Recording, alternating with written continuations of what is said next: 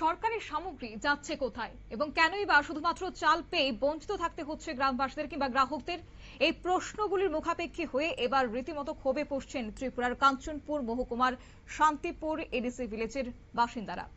সরকারের খাদ্য নিরাপত্তা প্রকল্পের আওতায় ন্যায্য মূল্যের দোকানের মাধ্যমে স্বল্প মূল্যে চাল, চিনি, ডাল, লবণ এবং আটা সাধারণ মানুষের হাতে পৌঁছে দেওয়ার কথা, কিন্তু অভিযোগ শান্তিপুরের ন্যায্য মূল্যের দোকানে গত কয়েক মাস ধরে নিয়মিতভাবে বিভিন্ন খাদ্য সামগ্রীর ঘাটতি দেখা যাচ্ছে।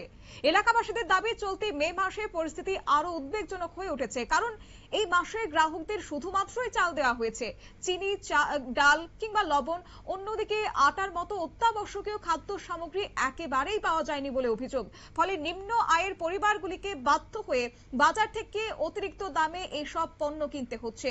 শনিবার খাদ্য সামগ্রী সংগ্রহ করতে ন্যায্য মূল্যের দোকানে আসেন বহু গ্রাহক, কিন্তু সেখানে শুধুমাত্রই চাল বিতরণ করা হয়েছে বলে ক্ষুব্ধ হয়ে উঠেছেন তারা।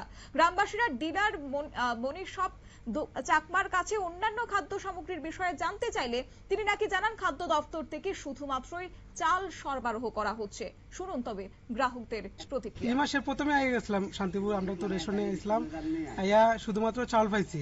চাল পাওয়ার পরে আজকে তো মাসের লাস্টে, কালকে শেষ হইব মাস, আজকে আইলাম আইয়া দেখি এই চাইলই আছে। বিগত কয়েক মাস থেকেই আমরা এরকম মানে একটা পাইলে আর একটা পাই না, এরকম চলতেছে। তো আমরা বিভিন্ন রেশন শপে খোঁজ নিলাম, দেখলাম যে কাঞ্চনপুর রেশন শপে বাকি আছে, চাউল আছে, ডাইল আছে, আটা আছে, সব কিছুই আছে প্রায়। কিন্তু আমরা শান্তিপুর রেশন শপে খালি চাউলই আছে। যখন আমি আইয়া তাইনে জিজ্ঞাসা করলাম যে ডিলারে, তাইনে কইতাছে যে এখানে পাঠাইছে না। তাই আমরা বললাম কে পাঠাইছে না, কোন অফিসে গিয়া খোঁজ। আমি অফিসে কার লগে কথা বলতাম জিজ্ঞাসি, তাইনে তখন কইতাছে যে ড্রাইভার পাঠাইতেছে না। তা ড্রাইভার কি অফিস চালায়, এটা হইল কি আমার প্রথম একটা প্রশ্ন আর কি আপনার কাছে, সাংবাদিক ভাইয়ের কাছে আমার প্রশ্ন। ড্রাইভার কি আরেকটা বিষয় জানতে চাইবো, এখানে মূলত ক মাস থেকে মানে আপনারা চাউল ছাড়া অন্য কিছু পাচ্ছেন না? গেছে মাসও আমরা চাউলই পাইছি। প্রথম মাসের প্রথমে ইসলাম আইয়া চাউল পাইছি, তারপরে মাসের লাস্টে আওয়া পড়ছে না। তো যারা আছেন তারা আইছেন মাসের লাস্টে আইয়া, তারাও পাইছেন না। এই তো আমরা 2 মাস থেকেই প্রায় এরকম খালি চাউলই পাইতাছি।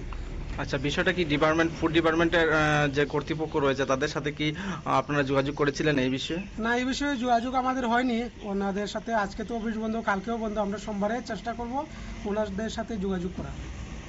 এটা কয় নম্বর রেশন শপ বা কোথায় অবস্থিত এটা? আমাদের একটা শান্তিপুর রেশন শপ। আর ডিলারের নাম কি? মনীষপন চাকমা। আপনার পরিচয়? আমার নাম জয়দেবনাথ, আমি এখানে স্থায়ী বাসিন্দা। রেশন ডিলার মনির স্বপন চাকমার এই ব্যাখ্যায় কোনোভাবেই কিন্তু সন্তুষ্ট হননি গ্রাহকরা। তাদের প্রশ্ন হচ্ছে, রাজ্যের অন্যান্য ন্যায্য মূল্যের দোকানে যদি সব ধরনের খাদ্য সামগ্রী পৌঁছে থাকে, তাহলে শান্তিপুরের মানুষ কেন বঞ্চিত হচ্ছেন? সরকারি বরাদ্দকৃত সামগ্রী যাচ্ছেই বা কোথায় এবং এর জন্য দায়ী বা কারা? এদিকে কিছু গ্রামবাসীর অভিযোগ হচ্ছে, দোকানে আসা গ্রাহকদের সঙ্গে ডিলারের আচরণও সন্তোষজনক নয়।